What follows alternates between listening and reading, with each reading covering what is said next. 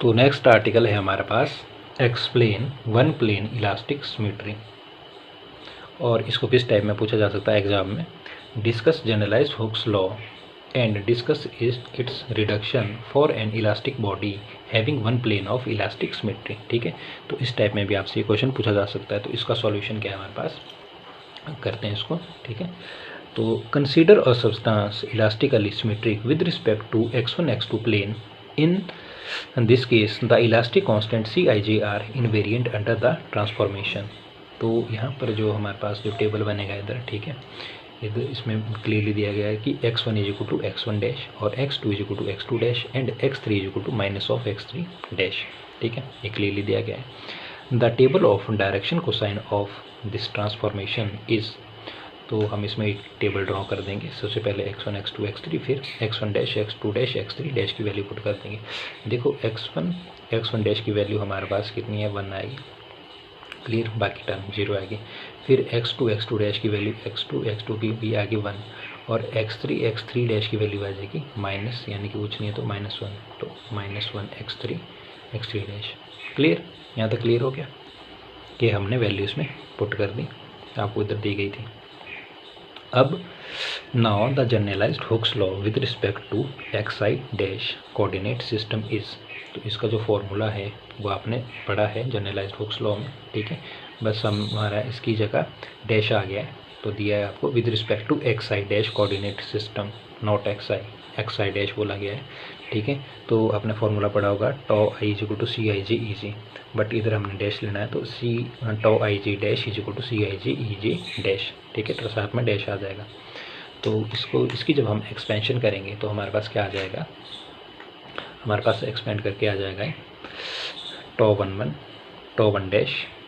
ठीक है, वैल्यूज मैंने आपको बताई थी, तो टॉ वन डैश की वैल्यू आ जाएगी हमारे पास C11 E1 dash plus C12 E2 dash, C13 E3 dash, C14 E4 dash, C15 E5 dash plus C16 E6 dash, और टॉ 1 से लेकर टॉ 2 डैश, फिर टॉ 3 डैश, टॉ 4 डैश, टॉ 5 डैश। ठीक है, तो मैंने इसमें लिखा है पूरा। ठीक है, इस तरीके से आपने वैल्यूज़ लिख देनी है, टॉ 1 से लेकर टॉ 2, टॉ 3, टॉ 4, टॉ 5, टॉ 6 डैश तक। ठीक है, और हमारा इसमें चेंज क्या होगा वो भी देख लेना आपने। ये तो इसमें डैश आ गया, ठीक है, टॉ 1 से लेकर टॉ 6 तक इसमें लेफ्ट हैंड साइड सब में डैश है, और C11 C11 C12 C13 C14 C15 C16। ठीक है, फिर आपने C21 C22 C23, इसमें कोई डैश नहीं, ठीक है, अप टू C6 तक।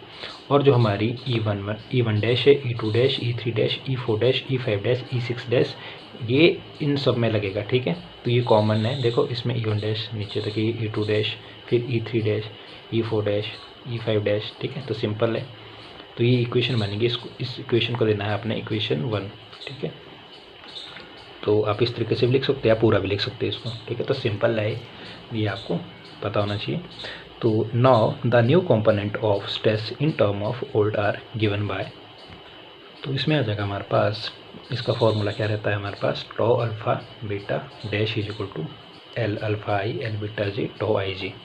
ठीक है, और इसमें क्लियरली बताया गया है जो अल्फ़ा बीटा आई और जी की वैल्यू क्या है, 1 2 3। ठीक है, ये फॉर्मूला ये भी आपको याद रखना है, तो माइंड में होना चाहिए आपके। तो सबसे पहले क्या करेंगे हम, सबसे पहले करेंगे अल्फ़ा और बीटा को ले लेंगे 1। क्लियर दिया गया कि for alpha is equal to beta is equal to 1, तो अल्फ़ा और बीटा की जगह 1 डाल दो। ठीक है, तो टॉ 1 1। ठीक है, इस इक्वेशन के अकॉर्डिंग आपने ये डाल दिया है, अल्फ़ा बीटा की वैल्यू 1। ठीक है, तो टॉ 1 1 आ गया, और अल्फ़ा की जगह 1, बीटा की जगह 1, टॉ आई जी एज इट इज़। ठीक है, यहाँ तक क्लियर हो गया। फिर नेक्स्ट स्टेप है हमारे पास for G is equal to 1 2 3। सबसे पहले आपने इस इक्वेशन में, ये जो इक्वेशन है इसमें आपने जे की वैल्यू पहले 1 पुट करनी है, फिर उसके बाद 2 करनी है, फिर 3 करनी पुट है। ठीक है, सबसे पहले इस इक्वेशन में 1 करते हैं, तो tau 1 1 dash left hand side as it is equal to, अब जे में पुट करनी, तो जे की तो 2 वैल्यूज़ है, तो एल 1 आई एल, अब इसकी जगह जे की जगह आ जाएगा 1, तो 1 1, और टॉ आई जी यानी कि टॉ आई का आई एज इट इज़, और जे की जगह कर दिया 1 पुट। ठीक है, 1 पुट कर दिया, अब करना है 2 पुट आपने इसी इक्वेशन में, फिर plus L 1 I as it is, फिर एल 1 2 आ गया, फिर एल टॉ आई 2, इसकी आई जे की जगह आ जाएगा 2, तो 2 पुट कर दिया। फिर उसके बाद हमने जे की जगह 3 पुट करना है, तो यानी कि इसकी जगह अब आपके पास 3 आ जाएगा, बाकी सेम रहेगा। क्लियर, यहाँ तक क्लियर हो गया। फिर आ जाओ नेक्स्ट स्टेप पे, for I is equal to 1 2 3। अब करना है हमने आई की जगह 1 2 3। तो जो ये सारी होल इक्वेशन है, सबसे पहले इस इक्वेशन में पूरे में सबसे पहले हमने करना है आई की जगह 1 पुट, फिर प्लस, फिर आई की जगह 2 पुट, फिर प्लस, फिर आई की जगह 3 पुट। ठीक है, तो जैसे ही किया हमने, इधर हमने इस इक्वेशन में left hand side as it is L I की जगह 1 आ गया तो 1 लिख दिया, इधर 1 1 एज टी, इधर आई की जगह 1, इधर आई की जगह आ गया आपका 1, इधर आई की जगह 1, इधर आई की जगह 1 और इधर आई की जगह 1। फिर क्या करना है आपने 2 पुट करना है। ठीक है, फिर हमने 2 पुट कर दिया है, क्लियर। इधर पहले 2 पुट किया, फिर इधर किया, फिर इधर आ गया हमारे पास और इधर आ गया, फिर इधर और इधर। ठीक है, फिर करना है हमने 3 3 पुट इसकी जगह, फिर प्लस लगा के आपने आई की जगह इस इक्वेशन में 3 पुट कर देना है, तो हमने कर दिया है। ठीक है, तो इसके बाद जो नेक्स्ट स्टेप रहेगा हमारे पास tau 11 dash is equal to L11, ये टर्म L11 टॉ 11 ये टर्म बच गई हमारे पास। जो अदर टर्म है, other values from table are 0, बाकी वैल्यू जो थी वो बन गई है 0। ठीक है, तो हमारे पास यही टर्म बची ये वाली, क्लियर, यही टर्म हमारे पास बची है। ठीक है, बाकी हमारी जो रिमेनिंग टर्म है वो बन गई है 0। तो L11 और L11 जो है वो बन गया हमारा L11 का स्क्वायर इंटू टॉ 11। और जो हमारे पास अकॉर्डिंग टू अगर हम टेबल देखें तो टेबल के अकॉर्डिंग जो हमारे पास L11 की वैल्यू है वो है 1। ठीक है, L11 square is equal to 1। तो टेबल आपने कहाँ से देखना है, जैसे हमने ये टेबल था हमारे पास। ठीक है, तो L1 जो फर्स्ट वैल्यू है, ठीक है, L11 की वो आ जाएगी 1, तो इसके अकॉर्डिंग हमारे पास ये 1 आई है। ठीक है, इधर आप L11 लिख सकते हो, नॉट L1 स्क्वायर, तो हमारा 1 नहीं आएगा ऑब्वियसली। ठीक है, 1 इंटू 1 तो 1 नहीं आएगा, बट हमारे पास अकॉर्डिंग टू टेबल अगर हम देखें तो हमारी जो L11 की वैल्यू है वो 1 है, L22 की वैल्यू 1 है और L33 की वैल्यू -1 है। ठीक है, ये वैल्यूज़ हैं। ठीक है, तो टेबल से आप देख सकते हो क्लियरली, क्लियर। तो इस तरीके से हमारे पास आ गया टॉ, इसकी वैल्यू आ जाएगी L11 इंटू L11, 1 इंटू 1 आ गया 1 और टॉ 11, और फिर आ जाएगा हमारे पास टॉ 11। ठीक है, और मैंने आपको बताया था कि जो टॉ 11 डैश है उसको लिख सकते हैं हम टॉ 1। आपने जनरलाइज हुक्स लॉ में पढ़ा है ये सारी चीज़ें, तो टॉ 11 डैश को लिख सकते हैं हम टॉ 1 और टॉ 11 को लिख देंगे हम टॉ 1। ठीक है, तो फर्स्ट वैल्यू निकल गई हमारे पास। इसी तरीके से सिमिलरली हमारे पास जो टॉ 2 डैश की वैल्यू निकलेगी, this is equal to L2i L2j tau ij। तो ये कैसे आई हमारे पास, बाकी रिमेनिंग टर्म तो हमारे पास 0 बन जाएगी। तो अकॉर्डिंग टू अगर आप फार्मूला जो हमारे पास है, फार्मूला है हमारे पास tau alpha beta is equal to L alpha i L beta G tau ij। ठीक है, अब हमारे को बोला गया है कि टॉ 2 की वैल्यू निकालनी है, तो इधर क्या करना है हमने, इधर आपको फार्मूला भी गिवन है। अल्फ़ा की वैल्यू क्या करना है हमने, alpha is equal to beta is equal to 2। Starting में क्या किया था आपने, for alpha is equal to beta is equal to 1। ठीक है, अब टॉ 2 की वैल्यू निकालनी है आपने, तो करना है इसमें alpha is equal to beta is equal to 2, और हमारे पास फार्मूला ये है। तो देखो अल्फ़ा की जगह अगर आप 2 पुट करोगे तो हमारे पास आ जाएगा टॉ 2, बीटा की जगह 2 पुट करोगे तो आ जाएगा 2। This is equal to L 2 as it is. ठीक है, और आई को एज इट इज़ रहने दो अभी। ठीक है, और ये वाली टर्म हमारी एज इट इज़ रहने दो। हमने पुट किया फिलहाल अभी अल्फ़ा और बीटा की वैल्यू 2। फिर आ जाओ आप नेक्स्ट स्टेप में। नेक्स्ट स्टेप में क्या करेंगे हम, जो टॉ 2 लेफ्ट हैंड साइड वो हमने एज इट इज़ रखा, और राइट हैंड साइड आ जाओ। अब हमने आई और जे की वैल्यू पुट करनी है, तो हमने इधर दिखा है कि जो आई और जे की वैल्यू वो भी कितनी है 2, तो आई और जे की जगह आप पुट कर दो 2 2। ठीक है, तो इधर 2 आ जाएगा, इधर भी 2, और आई जे 2 2 था तो ये 2 2 आ गया। बाकी रिमेनिंग टर्म हमारे पास 0 बन गई है। ठीक है, तो ये वैल्यू बची आपने फॉर्मूले के अकॉर्डिंग किया है। ठीक है, सिम जैसे आपने इसमें किया था। ठीक है, तो ये हमने शॉर्ट में लिखा है, तो आप इसी तरीके से इसको भी कर सकते हो। ठीक है, तो ये हमने पूरा बताया है, मैंने इसमें पूरा लिख दिया है। और जो सेकंड स्टेप है उसको भी आप इस तरीके से कर सकते हो, पर अगर आपको समझ आ गया है तो आप इतना सा भी कर सकते हो। ठीक है, इसमें कोई दिक्कत नहीं है। तो सिमिलरली आपने लिख लिया है, तो अंडरस्टैंडिंग के लिए मैंने आपको बता दिया कि आपने किस तरीके से करना है। तो देखो L22 की वैल्यू अगर आप टेबल से निकालोगे तो हमारे पास क्या आ जाएगी, L22 की वैल्यू आ जाएगा हमारे पास 1। तो पॉजिटिव का 1 है तो हमारे पास 1 नहीं आएगा। ठीक है, तो L22 का स्क्वायर आपके पास 1 आ जाएगा, तो इसकी वैल्यू बच गई आपके पास टॉ 2। ठीक है, ये 1 हो गया, तो आपके पास L22, तो टॉ 2 डैश की वैल्यू आपके पास टॉ 2 डैश की वैल्यू हो जाएगी टॉ 2, और जनरलाइज्ड हुक्स लॉ में आपने पढ़ा है कि जो टॉ टू टू डैश की वैल्यू होती है वो होती है tau two, and tau two two is equal to tau two, तो ये सेकेंड वैल्यू निकलेगी। इसके बाद आपका जो सिमिलरली आप लिख सकते हो जो हमारा टॉ थ्री डैश है वो कितना हो जाएगा हमारे पास टॉ थ्री। क्यों, देखो जो हमारा फॉर्मूला था हमारे पास tau alpha beta is equal to L alpha I L beta G tau I G. ठीक है, अब हमने क्या करना है कि पुट लिख देंगे आप alpha comma beta is equal to three. ठीक है, जब आप इसको लिख दोगे तो हमारे पास क्या आ जाएगा tau three three dash is equal to L alpha की जगह थ्री आ जाएगा आई, एंड एल बीटा की जगह भी थ्री आ जाएगा, और जी और टॉ आई जी, और अल्फा आई और जे की वैल्यू भी तो रहेगी हमारे पास थ्री थ्री रहेगी, तो एल थ्री थ्री और एल हमारे पास थ्री आई की वैल्यू थ्री और टॉ आई और जे की वैल्यू भी थ्री थ्री है। ठीक है, तो एल थ्री थ्री की वैल्यू हमारे पास जो हमारा टेबल था वो थी एल थ्री थ्री की वैल्यू -1। ठीक है, तो अगर आप -1 इंटू -1 करोगे और टॉ थ्री थ्री, तो -1 इंटू -1 कितना हो गया प्लस का 1, तो ये बच गया हमारे पास टॉ थ्री। ठीक है, और टॉ थ्री थ्री डैश को लिख सकते हैं हम tau three dash, and tau three three को लिख सकते हैं हम टॉ थ्री। तो इस तरीके से हमने इसकी वैल्यू निकाल ली है। ठीक है, तो ये सिमिलरली भी लिख सकते हो आप, या डायरेक्ट भी लिख सकते हो, या इस तरीके जो मैंने जिस तरीके से सॉल्व किया है, जो मैंने इधर सॉल्व किया है, आप इसको भी इस तरीके से भी लिख सकते हो। तो डिपेंड आपके ऊपर करता है। जो मैंने दिया भी आपको रफ में किया भी है, alpha is equal to beta is equal to 3 और आई जे की वैल्यू भी रहेगी 3। ठीक है, यहाँ तक आपका क्लियर हो गया। फिर जो हमारा नेक्स्ट स्टेप है वो चलेंगे हम साइक्लिक ऑर्डर में। ठीक है, साइक्लिक ऑर्डर कैसे, सबसे पहले निकालेंगे हम 2 3 की वैल्यू, टॉ 2 3 की वैल्यू निकालेंगे, फिर निकालेंगे टॉ 3 1 की, और फिर टॉ 1 2 की। ठीक है, साइक्लिक ऑर्डर में चलेंगे, पहले चलेंगे 2 3 में, फिर 3 1 में, ठीक है, और फिर 1 2 में। तो एक ऑर्डर कैसा बना हमारा साइक्लिक।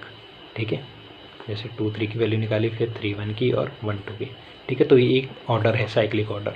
क्लियर, तो सबसे पहले निकालेंगे हम टॉ 2 3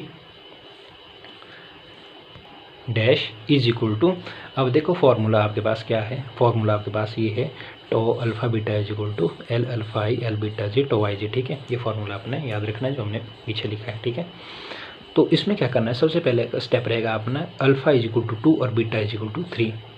आपने अल्फा की जगह 2 पुट करना है और बीटा की जगह 3 पुट करना है। ठीक है, तो हमारे पास अगर अल्फा की जगह आप 2 पुट करोगे, बीटा की जगह 3 पुट करोगे, तो आ जाएगा 2 3 इज इक्वल टू, देखो अल्फा की जगह हमने 2 पुट किया और बीटा की जगह 3 पुट किया, आगे ऑटो आई जी एज इट इज़।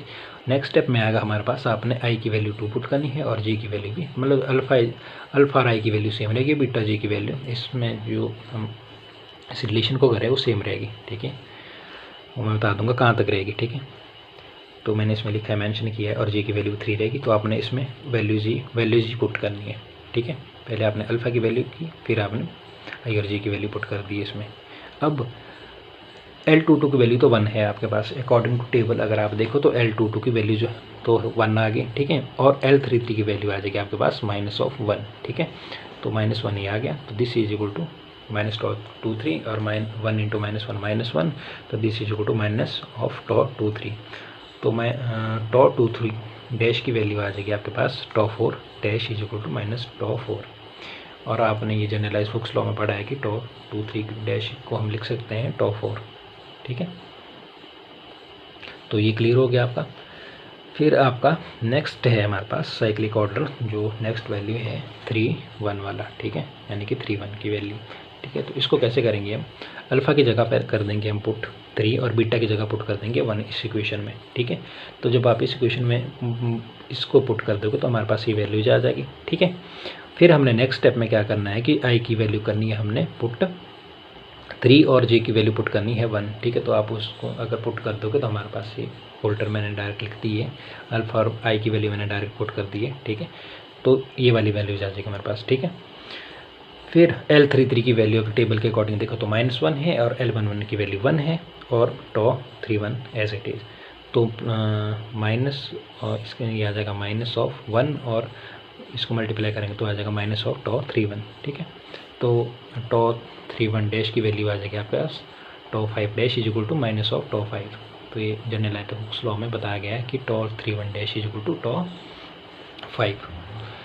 ठीक है, फिर नेक्स्ट स्टेप में आ जाओ आप। नेक्स्ट स्टेप में हमारे पास है अब टॉ 1 2, जो लास्ट ऑर्डर है हमारा साइकिल का, देखो 2 3 फिर 3 1 फिर 1 2। अब हमने अल्फ़ा की जगह पुट करना है 1 और बीटा की जगह 2 और आई की जगह 1 और जे की जगह 2। इसमें डायरेक्ट ही पुट कर दिया, ठीक है, फॉर्मूले में जो हमारा फार्मूला था। तो ये वैल्यूज आ जाएगी और L11 की वैल्यू अकॉर्डिंग टू टेबल 1 है, L22 की वैल्यू भी 1 है और टॉ 1 2 का टॉ 1 2 एज इट इज़। तो this is tau 1 2 and according to generalised Hooke's law tau 1 2 dash की वैल्यू होती है हमारे पास tau 6 dash is equal to tau 6। Clear. तो जितने भी आपकी वैल्यूज़ निकली है वो आपने इकट्ठी लिख देनी है इसमें नीचे, ठीक है। तो टॉ 1 डैश की वैल्यू निकली, देयरफॉर टॉ 1 डैश की वैल्यू निकली टॉ 1 और टॉ 2 डैश की वैल्यू निकली टॉ 2, टॉ 3 डैश की वैल्यू निकली टॉ 3, टॉ 4 डैश की वैल्यू निकली माइनस ऑफ टॉ 4 और टॉ 5 डैश की वैल्यू निकली माइनस ऑफ टॉ 5 और टॉ 6 डैश की वैल्यू निकली टॉ 6, ठीक है। Similarly the new component of strain in term of old component of strain are given by, तो इसका भी हमारा फॉर्मूला है। इसमें हमारा देखो इधर टॉ था तो उसमें आ जाएगा E alpha beta dash is equal to L alpha I L beta J E I J, tau की जगह ई लिखा है, ठीक है। तो इसमें क्या हो जाएगा हमारे पास जो E1 डैश की वैल्यू होगी वो सिमिलरली हो जाएगी। अगर आप इसको एक्सपेंड भी कर सकते हो, अगर इसको आपको बढ़ाना है, बट आप डायरेक्ट भी लिख सकते हो कि हमारे पास E1 डैश की वैल्यू E1 आएगी, E2 डैश की वैल्यू E2, E3 डैश की वैल्यू E3 और E4 डैश की minus of E4, E5 dash की माइनस ऑफ E5 और E6 डैश की वैल्यू आ जाएगी E6, ठीक है। तो देयरफॉर जो हमारी इक्वेशन 1 है, ठीक है, वो क्या बन जाएगी। तो देखो आपने अगर अभी तक जो आपने सॉल्व किया है तो उसमें आपने क्या क्या टॉ 1 जो हमारी इक्वेशन 1 है, देखो हमारी इक्वेशन 1 ये है, ठीक है। तो हमने इस लेफ्ट हैंड साइड की जितनी वैल्यू थी tau 1 dash tau up to tau 6 dash तक इसकी वैल्यू निकाल दी है और जो E1 dash E2 E3 E4 E5 E6 dash की वैल्यू ये भी आपने निकाल दी है, ठीक है।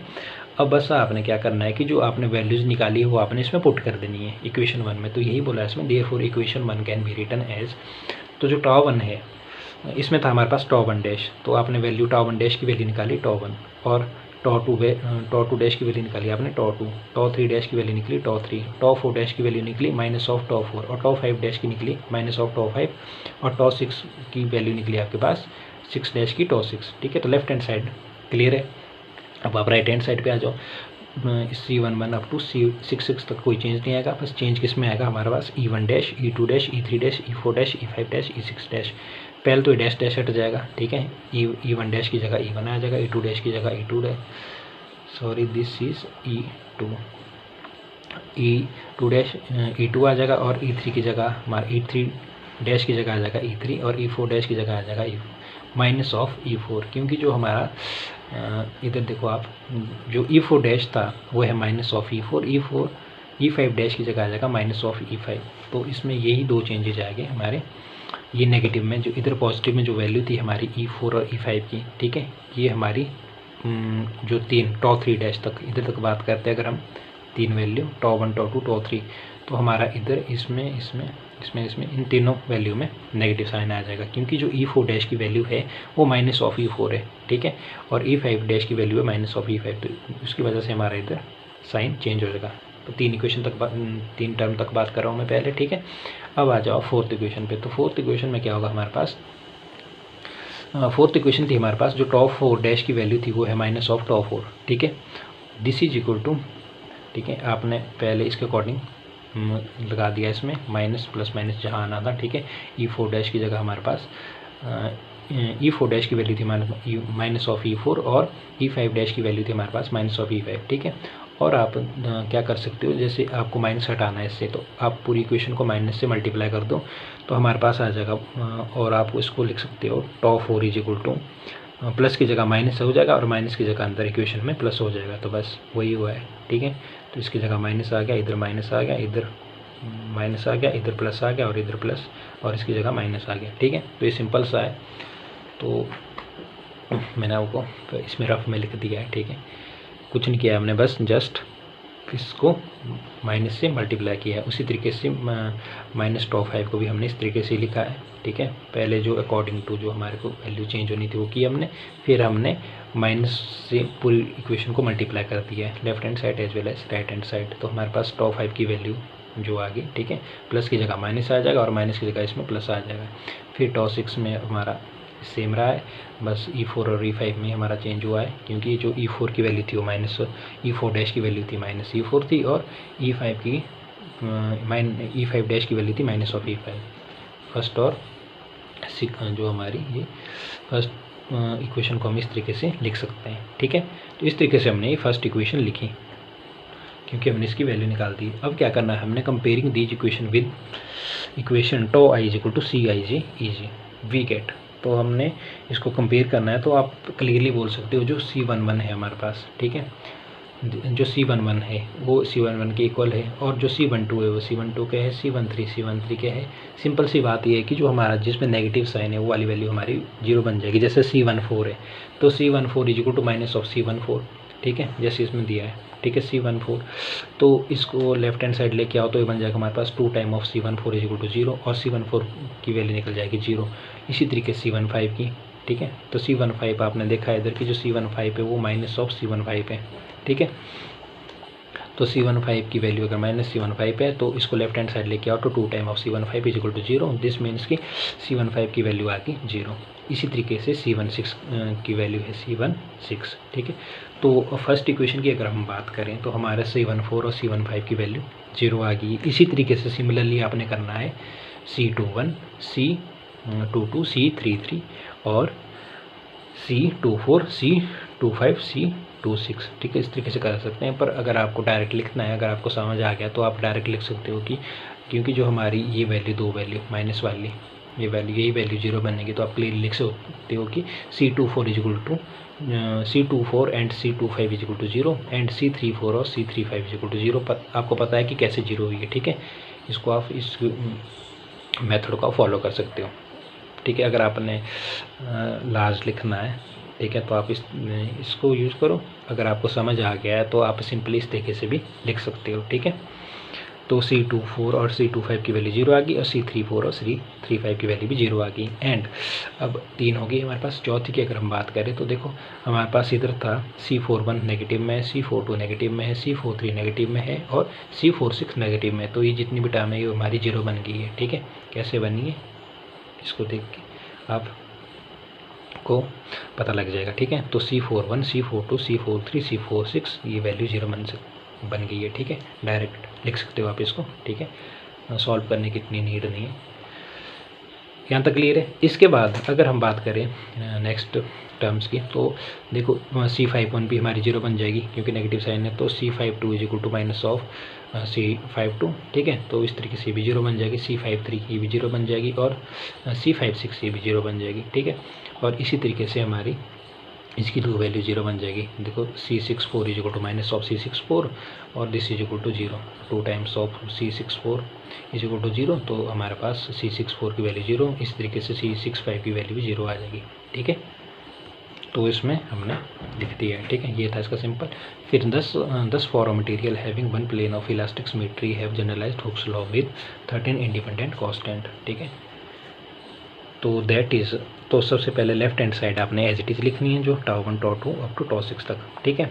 और राइट हैंड साइड लिखनी, इसके आगे आ जाएगा हमारे पास E1, E2, E3, E4, E5, E6, ठीक है। ये आपको क्लियर हो गया।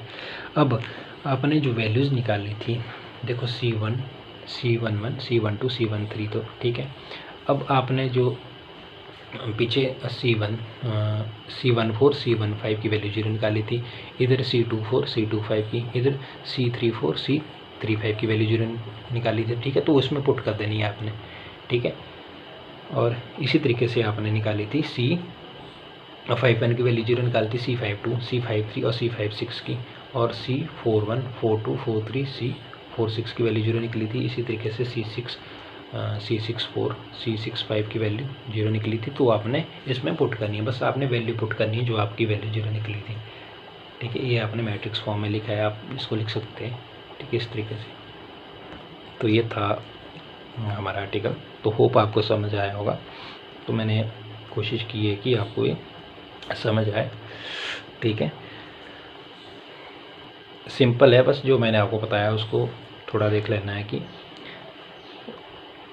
बाकी अगर इसमें कोई कन्फ्यूज़न हो तो जनरलाइज जो हुक्स लॉ है, ठीक है, उसको देख लें, क्योंकि उसके जो कुछ इक्वेशन है जो उसमें, ठीक है, वो यूज हुई है इसमें, तो उसी से ही कुछ हेल्प आपको इसमें मिल जाएगी, ठीक है। आर्टिकल में अगर आपको वो आर्टिकल आता है तो उसकी हेल्प से आप इस आर्टिकल में आपको मदद मिल जाएगी। बाकी मैंने क्लियरली बताया इसमें कि किस तरीके से हमारा रिलेशन हमने फाइंड किया है। ओके।